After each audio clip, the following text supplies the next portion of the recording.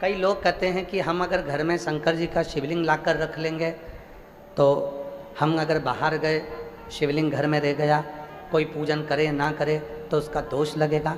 शिव महापुराण ने स्पष्ट कह दिया, घर के अंदर अगर आपने शिवलिंग लाकर रखा है, कोई शिवलिंग तुम्हारे घर के अंदर रखा है, तुम 2 महीना 4 महीना 6 महीना कहीं बाहर भी चले गए, 15 दिन भी चले गए, तुमने शिव जी पे जल नहीं भी चढ़ाया, तुमने शंकर जी की पूजन नहीं भी करी, अगर एक चावल का दाना या एक बेलपत्र शंकर के शिवलिंग पर चढ़ाकर तुम चले जाते हो, भले 8 दिन में आओ, 15 दिन में आओ, 20 दिन में आओ, 1 महीने में आओ, 6 महीने में आओ, तो भी तुमको कोई दोष नहीं लगता। शिव करुणा ही करते हैं और तुम्हारे घर की रक्षा ही करते हैं।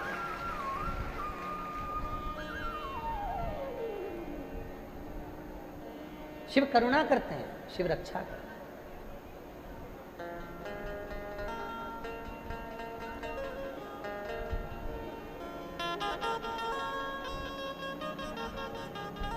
हम अगर शंकर जी पे जल नहीं चढ़ा पाए 15 दिन 20 दिन, कई माताएं कहती हैं कि हमारा रजोधर्म आ जाता है, रजस्वला हो जाती हैं, हम 8-10 दिन काम नहीं कर पाती हैं, 4-6 दिन तक, तो शिव जी दोष तो नहीं देंगे? नहीं। आप जल चढ़ाए तो भी, ना चढ़ाए तो भी, वो शिव है। पिता कभी अपने बच्चों को अपशब्द नहीं कहता, और मान लो गुस्से में आकर अपशब्द कह भी देता है तो पिता अंदर से उसको बद्दुआ नहीं देता, वो दुआ ही देता है कि जैसा भी है मेरा है, मेरा।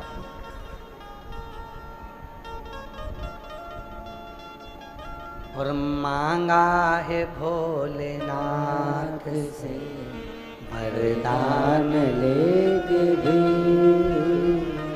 मांगा है भोलेनाथ से वरदान लेके भी, तेरी कृपा बनी रहे जब तक है जिंदगी, तेरी कृपा बनी रहे जब तक है जिंदगी, मांगा है भोलेनाथ से वरदान लेके भी, मांगा है भोलेनाथ से वरदान लेके भी, तेरी कृपा बनी रहे जब तक है जिंदगी, तेरी कृपा बनी रहे जब तक है जिंदगी,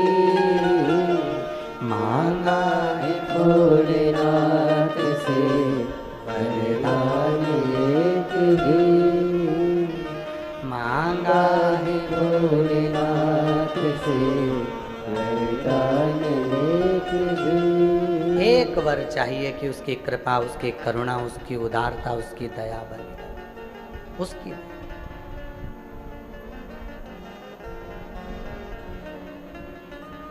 भगवान शंकर तुम्हारी जाति नहीं देखेगा, ब्राह्मण हो, क्षत्रिय हो, वैश्य हो, शूद्र हो। शिव जी तुम्हारा वर्ण नहीं देखेगा, शिव जी तुम्हारा शरीर नहीं देखेगा, शिव जी तुम्हारा धन और वैभव भी नहीं देखेगा, शिव जी तुम्हारी पूंजी और संपदा भी नहीं देखेगा। शिव अगर कुछ देखेगा तो निर्मल मन सो मोहि पावा, और मोहि छल छिद्र कपट ना भावा। केवल तुम्हारा हृदय मन, केवल मन ही देखेगा, केवल मन।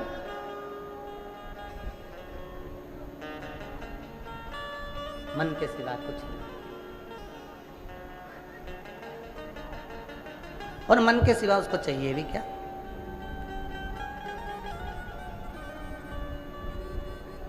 शिव महापुराण की कथा कहती है, एक लोटा जल, आवाज नहीं आई, जम के बोलो, एक लोटा जल, बोल बम का नारा है, श्री शिवाय। शिव महापुराण में ये नहीं कहा कि एक लोटा जल की जगह ये नहीं कहा कि तुमको 1 लीटर दूध चढ़ाना पड़ेगा, 5 लीटर दूध चढ़ाना पड़ेगा, 1 किलो दही चढ़ाना पड़ेगा, 25 किलो शक्कर चढ़ाना पड़ेगी, तुमको ये चढ़ाना ना ना ना। जब तुम्हारी दुख की घड़ी आए बस दौड़ पड़ो, 1 लोटा जल भरा, शिव के मंदिर में पहुंच गए, शिवालय में पहुंच गए। शंकर का मंदिर पास में नहीं है तो अपने घर में जो शंकर जी का शिवलिंग है उस पर जल चढ़ा दिया, बस इतना करा और आनंद, सुख मिल। यहाँ शिव को बहुत आडंबर की जरूरत नहीं पड़ती, यहाँ शिव को बहुत दिखावे की जरूरत नहीं पड़ती। दौड़े, एक पत्र है, अच्छा है, देखो।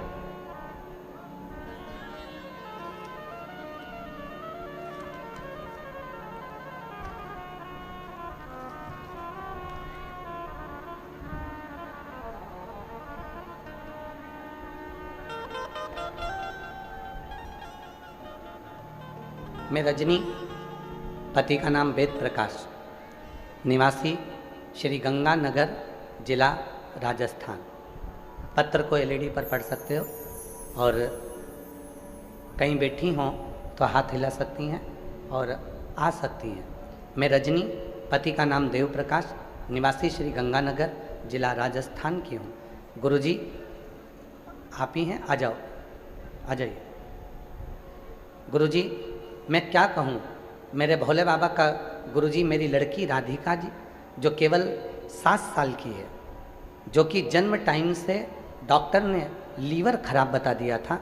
धीरे धीरे गुरुजी डॉक्टर ने मेरी लड़की को, जब वो बड़ी होती चली गई तो उसका लीवर और ख़राब हो गया। आखिरी में डॉक्टर ने खाना पीना सब मना कर दिया था। पिछले साल डॉक्टर ने ऑपरेशन का बोल दिया था, पर डॉक्टर का बोलना था लीवर का ऑपरेशन अगर इस लड़की का हो रहा है तो इसकी जो बच्चेदानी है वो भी निकालना ही पड़ेगी, क्योंकि लीवर पूरा सड़ चुका, खराब हो चुका, इसकी बच्चेदानी तक वो पहुंच गया। 7 साल की लड़की का अगर मैं बच्चादानी निकलवा दूं तो आने वाले समय में फिर इसका विवाह कैसे हो। गुरुदेव मन में बहुत दुख हुआ। गुरुजी हम इतने दुखी हो गए कि ऑपरेशन कराएं कि ना कराएं। ऑपरेशन कराने का डॉक्टर बोल रहा है कि ज़रूरी है, ऑपरेशन नहीं कराओगे तो और तकलीफ होगी, और ऑपरेशन कराऊं तो बच्चादानी भी निकालना पड़ेगी, और लड़की की उम्र केवल 7 साल है। अब करूं तो करूं क्या। गुरुजी मैं बहुत परेशान हो गई, दिन रात रोने लगी, मैं दिन रात रोने लगी। फिर मैंने टीवी पर, आस्था चैनल पर आपकी कथा सुनी जो पंजाब भटिंडा में 10/3/2025 को चल रही थी। गुरुजी उसी समय मैं अपनी बेटी को लेकर पंडाल में पहुंच गई। गुरुदेव मुझे नहीं मालूम था, मैं भटिंडा पहली बार आई थी गंगानगर से। अपनी लड़की को लेकर आस्था चैनल पर कथा सुनते सुनते मैं भटिंडा पहुंच गई। भटिंडा के पंडाल में मैं बैठ गई, अपनी लड़की को बिठा लिया, कथा सुनाई। वहाँ आप कहते हो कि कथा के पंडाल में जो मांगो वो मिलता है। मैं अपनी बेटी राधिका को उसके पेट पर और उसके शरीर पर कथा पंडाल की मिट्टी लगाती रही, साथ साथ मैंने उसको कथा सुनाई। एक पंडाल नहीं गुरुजी, मैं 4 पंडाल में उसको लेकर पहुंच गई, और बाबा की ऐसी कृपा हुई आज मैं भटिंडा के ही कथा में धन्यवाद देने के लिए आई हूँ। डॉक्टर ने कह दिया लीवर काम करने लगा, अब ऑपरेशन की ज़रूरत नहीं है, मेरी बेटी पूरी ठीक हो गई है। गुरुदेव आज मैं बाबा को धन्यवाद देने के लिए आई हूँ। सारी रिपोर्ट नॉर्मल आ गई। अब मेरी बेटी का न बच्चेदानी निकालना है, ना ऑपरेशन करना है, और लीवर भी काम करने लगा। मैं प्रणाम करती हूँ। एक पत्र और बड़ा सुंदर है, देखिए कितना सुंदर पत्र, जरा पत्र को पढ़ा करो आप लोग भी साथ में। मेरा नाम भूमिका है, मैं मैसूरतगढ़ के जिला गंगानगर से हूँ। कहीं बैठी हूँ तो हाथ हिला सकती हैं। मेरा नाम भूमिका है, मैं सूरतगढ़ के जिला गंगानगर से आई हूँ। कहीं बैठी हूँ तो आ सकती हैं। गुरुजी 1 लोटे जल का मैं महिमा का क्या गुणगान करूं। मुझे लंबे समय से सोराइसिस की बीमारी थी। मैंने 2025 में सिरसा की कथा पंडाल में सुनी। उसके बाद में सीहोर गई, वहाँ जाकर कंकर शंकर का पूजन किया और कंकर शंकर घर लेकर आई। सीहोर का रुद्राक्ष गलाकर शिव पर जल चढ़ाया और स्वयं को लगाया। 40 दिन तक लगातार शंकर पर जल चढ़ाती रुद्राक्ष का और वो अपने शरीर पर लगा लेती। गुरुजी, मैं नहीं जानती थी कि मेरी ज़िंदगी में इतने सालों से सोरायसिस की बीमारी थी। डॉक्टर तो कह रहा था कि ये बीमारी मरते दम तक रहेगी, शरीर ठीक नहीं होगा। दवाई खाते खाते कई सालों हो गए पर सोरायसिस की बीमारी ठीक नहीं हुई और केवल 40 दिन निकले गुरुजी, और बाबा की कृपा से आज मैं पूरी ठीक होकर बाबा को प्रणाम करने भटिंडा आई हूँ, यहाँ प्रणाम करने आई हूँ। मेरा नाम भूमिका है, मैं सूरतगढ़ के जिला गंगानगर से आई हूँ। कहीं बैठी हों तो आ सकती हैं। शिव तत्व किसको कहते हैं?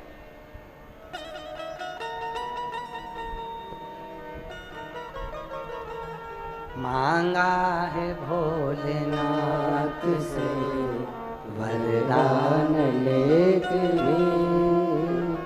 मांगा है भोलेनाथ, बोलो बोलो बोलो, वरदान लेके, तेरी कृपा बनी रहे जब तक है जिंदगी, तेरी कृपा बनी जब तक है जिंदगी, मांगा है भोलेनाथ से वरदान लेके, मांगा है भोलेनाथ से वरदान लेके, तेरी कृपा बनी रहे जब तक है जिंदगी, तेरी कृपा बनी रहे जब तक है जिंदगी, मांगा है भोलेनाथ से वरदान लेके, मांगा है भोलेनाथ से वरदान लेके, ऐसे दयालु नाथ से रिश्ता बनाइए, ऐसे दयालु नाथ से रिश्ता बनाइए, मिलता रहेगा आपको जो कुछ भी चाहिए, मिलता रहेगा आपको जो कुछ भी चाहिए, ऐसा करिश्मा होगा जो हुआ कभी नहीं, ऐसा करिश्मा होगा जो हुआ कभी नहीं, मांगा है भोलेनाथ से वरदान एक ही वर है, एक ही वरदान है, बस तेरी कृपा बनी, तेरी कृपा। शिव महापुराण कथा के 3 क्रम बताए। पहला, शिव को जल चढ़ाओ, पूजन करो। पूजन कैसे होती है? वस्तु से कि मन से? जम के बोलो जरा, मन से। कोई तुमसे कह दे इतना किलो तो दही लाना ही था तभी शिवजी प्रसन्न होंगे, तो कह देना सीवर वाला बाबा बोला है, एक बूंद गंगा का जल और एक बूंद देसी गाय का दूध अगर शिव पर चढ़ जाए तो शिव करुणा करना प्रारंभ कर देते हैं। फिर वो बोले गंगा का जल कहाँ है, तो उसको उत्तर देना मेरे घर का जल लाई हूं, एक लोटा। शिव के मस्तक पर चढ़कर भगवान नारायण के चरण का जल गंगा जल बन जाता है, तो मेरे घर से लाया हुआ जल जब शिव पर चढ़ेगा तो वो भी गंगा जल ही बन जाए। गंगा जल, भगवान नारायण के चरण का जल जब शिव की जटा में आया तो गंगा जल बन गए। तो मेरे भी घर का जल आएगा, शिव को चढ़ेगा तो वो भी तो गंगा जल बन जाएगा, वो भी तो गंगा जल। कई लोग जो विरोध करने वाले होते हैं, जो कथा की बातों को काटने वाले होते हैं, वो वीडियो बना बना के डालते हैं कि शिव जी पे चढ़ा हुआ जल मत पीना। तो फिर लिख कर जाना कि मरते समय गंगा जल भी मत पीना, क्योंकि वो भी तो शिव जी पे चढ़ा हुआ है। जो लोग कहते हैं शिव जी पे चढ़ा हुआ जल मत पीना, नहीं तो ये पाप लग जाएगा, दोष लग जाएगा। अरे भाई, तो फिर लिख दे गंगा जल भी शंकर जी पे चढ़ा हुआ है, मरते समय पिला मत देना, जो ऐसा बोलते हैं उनको। गंगा जल भी तो शिव पे चढ़ा हुआ है। अगर हम भगवान शंकर पर चढ़े हुए जल को पीते हैं तो 3 कायिक, वाचिक, मानसिक 3 पापों से मुक्त हो जाते हैं और शिव की शरणागति हमको प्राप्त हो जाती है।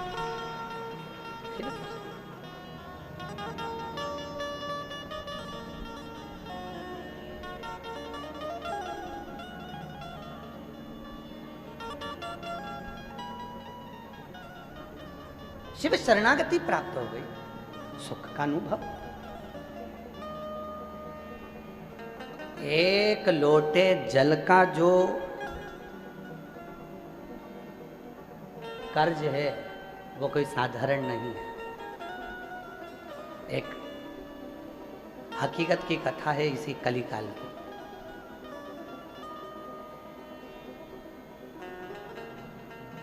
इसी कलिकाल 1935 ईस्वी की कथा, इसी कलिकाल की, ग्वालियर के पास की है। गीता प्रेस गोरखपुर के अंक में यह कथा लिखी है और बड़ी सुंदर कथा थी। एक डाकू था जिसका नाम परशुराम था। डाकू का नाम था परशुराम। चैत्र का महीना था, बहुत तेज गर्मी पड़ रही थी। जंगल में भ्रमण कर रहा था। मुरैना के जंगलों में वो घूम रहा था। उसके साथ के जितने भी डाकू थे वो इधर उधर पानी को ढूंढने के लिए चले गए थे। उसको भी प्यास लग रही थी। 2 दिन से वो मुरैना के जंगल में, ग्वालियर के जंगलों में घूमता रहा, पानी नहीं मिला। ढूंढ ढूंढ के थक गया, पानी नहीं मिला। पानी मिल ही नहीं रहा। क्यों बढ़ा रहे हो? तब पानी नहीं मिला। मुरैना के जंगलों में वो ढूंढ ढूंढ के थक गया, पानी नहीं मिला, जल नहीं, जल मिल ही नहीं रहा। आखिरी में परशुराम डाकू ने विचार कर लिया कि अब तो मुझे मरना है, क्योंकि प्यास आदमी को फिर जल ना मिले तो वो मर जाए। व्यक्ति को भोजन नहीं मिले ना 4-6 महीने तक, वो नहीं मरेगा। पर अगर व्यक्ति को पानी ना मिले तो उसके प्राण छूट। जल बहुत जरूरी, क्योंकि ये शरीर और ये पृथ्वी पूरी जल से पूरी।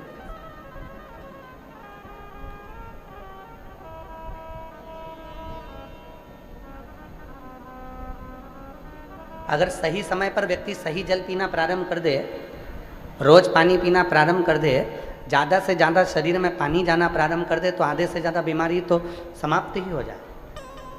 पर इतने आलसी लोग हो गए हैं कि पानी जब तक कोई दिखता नहीं है और किसी से मंगवाते नहीं है तब तक पीते भी नहीं, उठ के रसोई घर तक नहीं जाते। इतने आलसी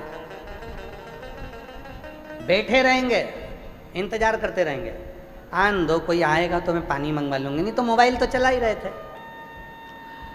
और फिर इंतजार करते करते कहीं का आया, फिर आवाज़ लगाया, बहन से कहा पानी ला दे। बहन बोली तू नहीं जा सकता।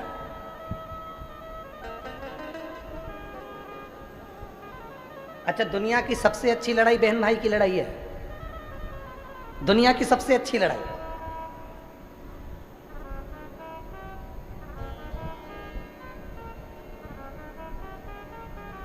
और उसके बाद जो लड़ाई है वो पति पत्नी की लड़ाई है। और ये पति पत्नी की लड़ाई तुम्हारी नहीं है, ये तो मां पार्वती जी ने शिव जी से 2 बार मांगे थे शंकर भगवान से पार्वती जी ने 2 वर काशी में मांगे थे। शिव जी ने कहा मांग पार्वती क्या चाहिए? पार्वती ने कहा मुझे 2 वर चाहिए। एक वर ये, काशी में जो मरेगा उसको तारक मंत्र तुमको देना पड़ेगा, उसके कानों में गुरु मंत्र देना पड़ेगा। भगवान शंकर ने पार्वती को वचन दे दिया, जो काशी में मरेगा उसके कान में गुरु मंत्र मैं दूंगा। दूसरा वर पार्वती जी ने मांगा कि पति पत्नी में कितना भी झगड़ा हो, उनका आपस में प्रेम बहुत बढ़े, ये वर दे दीजिए। तो शिव जी ने वर दे दिया, वर दे दिया। इसलिए पति पत्नी का थोड़ा बहुत झगड़ा होना जरूरी है। वो झगड़ा करेंगे, प्रेम बढ़ेगा, पर इतना झगड़ा मत करना कि वो मायके और तुम तुम्हारे घर। इतना झगड़ा भी नहीं, इतना झगड़ा भी नहीं होना चाहिए। और नहीं तो मालूम पड़े, वो एक किस्सा आता है ना, एक पति नोट जोड़ रहा था, एक पति बैठकर नोट जोड़ रहा था, तो उसका कोई नोट फट गया होगा तो वो जोड़ रहा था। इतने में पत्नी आई मायके से और पत्नी ने आकर कहा क्या कर रहे हो? पति बोला पैसे जोड़ रहा हूँ। पत्नी खुश होकर बोली मुझे मालूम था, मेरा बर्थडे आ रहा है ना, उसके लिए जोड़ रहे हो? पति बोला नीरी पगली, 500 का नोट फट गया था तो जोड़ रहा हूं। नोट फट गया इसलिए।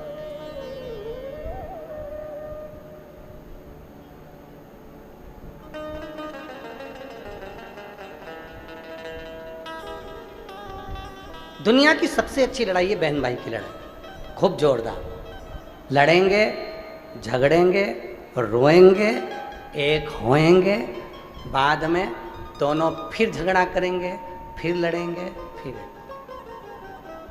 पर ये कब तक लड़ते हैं? जब तक विवाह शादी नहीं होते, कुंवारे हैं तब तक लड़ते हैं। और विवाह के बाद में फिर दोनों झगड़ा करने वाली बात को याद कर कर अपने उस याद में कभी कभी आंसू भी आ जाते हैं, कभी कभी।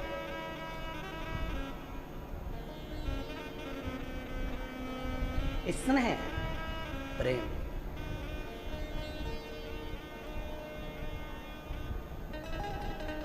और यही वात्सल्यता है, यही स्नेह है। पानी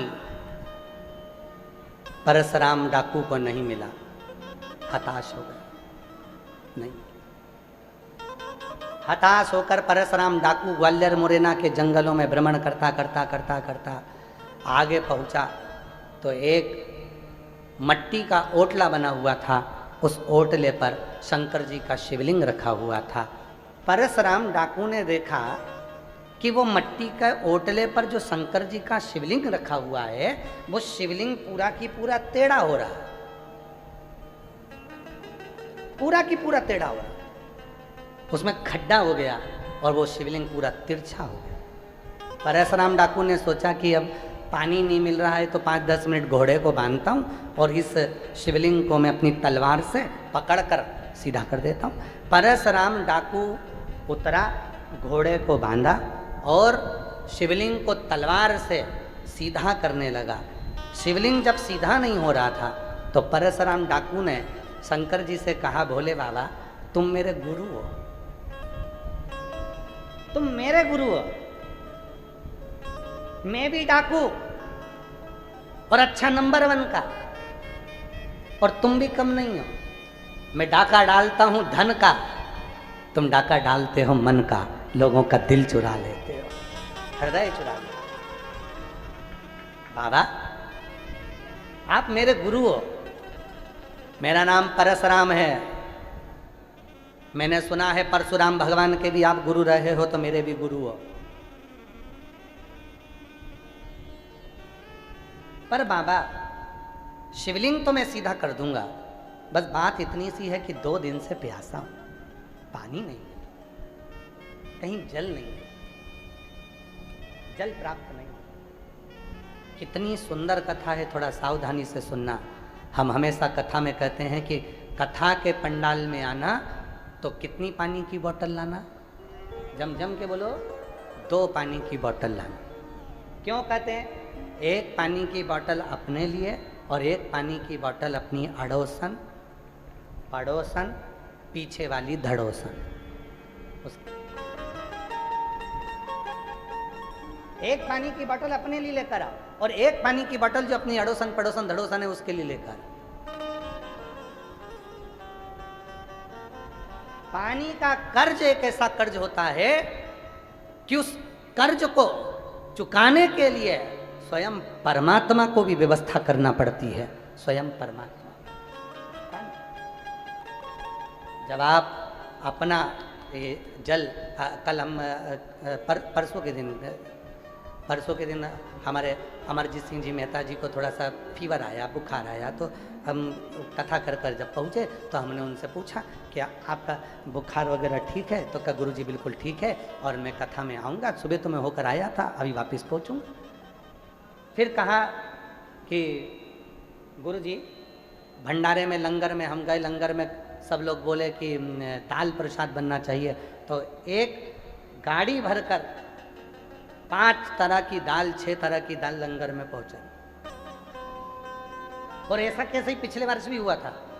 किसी एक ने कह दिया था कि अमरजीत जी यहाँ थोड़ी सी चाय व्यवस्था, तो इन्होंने 1 ट्रक भर के चाय के कैरी बैग भेज दिए। तो वो चाय उन बता रही थी माता जी, कहने लगे 1.5 साल 1 साल तक वो चाय चली। वही इसी को प्रेम कहते हैं और इसी को सेवा का भाव कहते हैं, इसी को सेवा।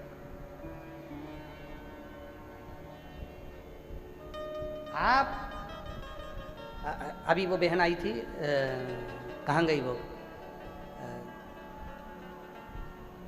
अभी आई थी ना वो लेने के लिए बेलपत्र, कहाँ बैठी है? जरा खड़ी हो ना, कहाँ गई वो बता रही थी हम लोग आ रहे थे, 20 लोग गाड़ी में थे। हाँ, ये बहन बता रही थी 20 लोग गाड़ी में बस में आ रहे थे और कहीं कौन सा गांव बोला था उसने, कौन सा गांव बोला था, वहाँ बस कोई गांव बताया था यहीं आसपास, वहाँ वो बस जो है उसकी 20 लोग उस बस में थे और वो बस कहीं डामाडोल हो गई, कहीं फंस पलटी। जितने लोग बस में आ रहे थे सब वहीं पर, एक गाड़ी वाला पीछे से आता है, सबके मुख पर श्री शिवाय नमस्तुभ्यम था। एक गाड़ी वाला आया, गाड़ी रोकी, सबको निकालकर अपनी गाड़ी में बिठाया और बोलने लगा आप भटिंडा जा रहे हो, चलो मैं तुम्हें शिव पुराण तक छोड़कर आता हूं, और लाकर यहाँ बिठा गया। तो बहन जी के शब्द है, जब बेलपत्र लेना ही थी, कहीं कौन सा गांव भी बताया था कि जहाँ वो बस डामाडोल होकर कहीं गिरी पड़ी, जो भी हुआ। गंगानगर से चले थे, कौन आया, कौन पहुंचा, कौन लेकर यहां छोड़ गया? सबको इकट्ठा कर बिठाकर किसी की उंगली में खरोचना आई, कोई दूसरा नहीं। ना जाने किस वेश में नारायण मिल जाए, कब वो आता है कब चला जाता है पता ही नहीं। क्या बात,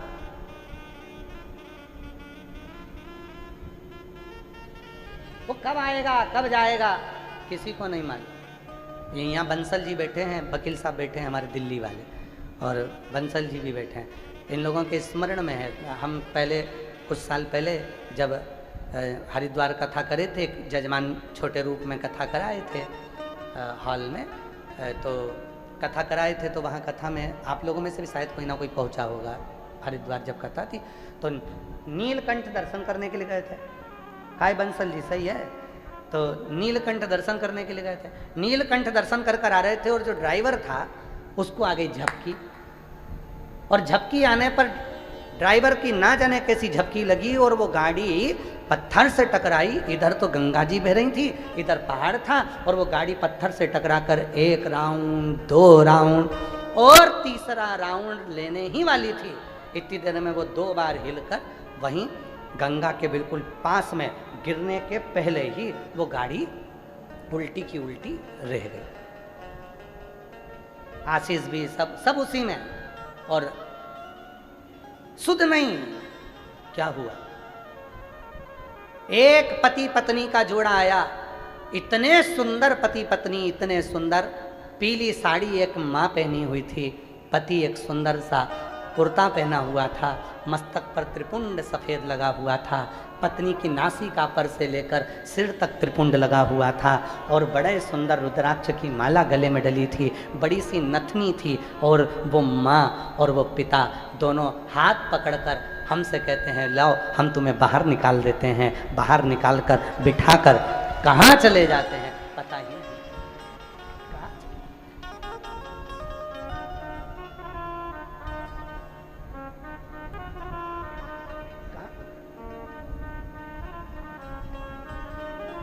को पहचानना कठिन है, बहुत कठिन, बहुत कठिन। नाम है तेरा कारण कितना सुंदर होगा, वो कितना सुंदर होगा। पहचानना कठिन है। कब शिव कृपा करते हैं, कैसे करुणा करते हैं, कैसे आते हैं पता।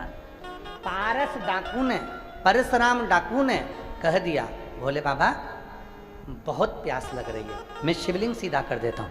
जैसे ही शिवलिंग सीधा करा, एक बुढ़िया हाथ में लोटा पानी का, एक लोटा जल, उस पे कटोरी रखी मिठाई की, धीरे धीरे डंडा टेकती टेकती टेकती टेकती ओटले पर आकर बैठ गई। शंकर जी के ओटले पर आकर बैठी बुढ़िया।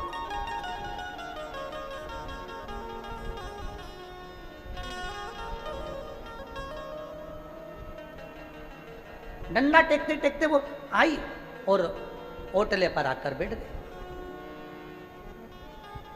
बेटी, परशुराम डाकू को थोड़ा सा डर लगा, क्या पता कौन है। परशुराम डाकू ने पूछा तुम कौन हो? पास के गांव में रहती हूँ। अच्छा, यहाँ क्यों आई हो? शिव जी को एक लोटा जल चढ़ाने आई। अच्छा, इतनी दूर क्यों आई? वहीं गांव में क्यों नहीं चढ़ा लिया? मेरा बेटा था, नर्मदा जी नहाने गया था, वहां से ये शिवलिंग लेकर आया था। एक ओटला बनाकर उसने यहां रख दिया था। वही आता था, पूजा करता था। एक बीमारी आ गई हमारे गांव में, मेरा बेटा भी मर गया, बहू भी मर गई, उसका लड़का भी मर गया। बस एक लड़की उसकी है, चंपा उसका नाम है, वो मेरे पास में रहती है। चंपा रहती है। अच्छा, अब वो नहीं है ना, तो कभी कभी जल चढ़ाने के लिए मैं आ जाती। माँ चढ़ाओ जल शिव जी को। बूढ़ी माँ ने कहा मुझे ऐसा लगता है कि तुमको प्यास लगी है, जल तो मैं बाद में आकर चढ़ा दूंगी, लो तुम पानी पी लो। एक लोटा जल बूढ़ी माँ ने परशुराम डाकू को दिया, मीठे की कटोरी दे दी। परशुराम डाकू ने मिठाई खाई, पानी पी गया, और पानी जो पिया तो परशुराम डाकू की आंख में जल भरकर महादेव से कहता है मैंने तो तुझसे कहा था कि प्यास लगी है, और जल बुढ़िया लेकर आ गई। जल बुढ़िया लेकर, मैंने तो तुझसे कहा था। डाकुओं के रिकॉर्ड में परशुराम डाकू का चरित्र आज भी लिखा हुआ है ग्वालियर के रिकॉर्ड में, आप उसको पढ़ो मिलेगा। बुढ़िया लेकर आई। बूढ़ी माँ वापिस जाने लगी। परशुराम डाकू ने कहा माँ जा रही हो? हाँ। इतनी जल्दी क्या है? बूढ़ी माँ कहने लगी मेरी पोती है ना चंपा, उसका विवाह है। बैसाख के महीने में पंचमी तिथि को मेरी बेटी का ब्याह है, उसकी बारात आई, पर बेटा नहीं है, बहू नहीं है, कोई कमाने वाला नहीं है, घर में कुछ भी नहीं है। मेरे को पूरे गांव में जाकर थोड़ा थोड़ा सा मांगना पड़ेगा, तब तो मेरी बेटी का ब्याह होगा। परशुराम डाकू ने कहा माँ तेरा एक लोटा जल पिया है, मैंने अपने गुरु के मुख से सुना था एक लोटा जल जब शंकर जी के ऊपर चढ़ता है, शंकर भगवान उस जल चढ़ाने वाले के कर्जदार हो जाते हैं और कर्जा चुकाने उसके घर जरूर जाते हैं। पहले हम लोग एक गलती करते थे, मंदिर में से पानी भरकर मंदिर में चढ़ाते थे। बोलो बोलो, सही है कि गलत है? मंदिर का ही लोटा, मंदिर का ही पानी मंदिर में शिव जी को चढ़ाते थे, तो शिव जी हमारे कर्जदार नहीं बनते थे। जब से हमने अपने घर का जल एक लोटा भरकर शिव जी को चढ़ाना प्रारंभ करा, शिव पुराण कहती है तुम्हारे घर का जल लेकर शिव कर्जदार हो जाते हैं तुम्हारे। इसलिए कहते हैं एक लोटा जल सारी समस्या का हल। तुम्हारे घर का जल शिव को मिलता है, शिव तुम्हारे कर्जदार होते हैं, तो तुम्हारा कर्जा चुकाने के लिए महादेव 3 महीने में तुम्हारे दरवाजे पर आकर तुम्हें सुख प्रदान करना प्रारंभ कर देते हैं। सुख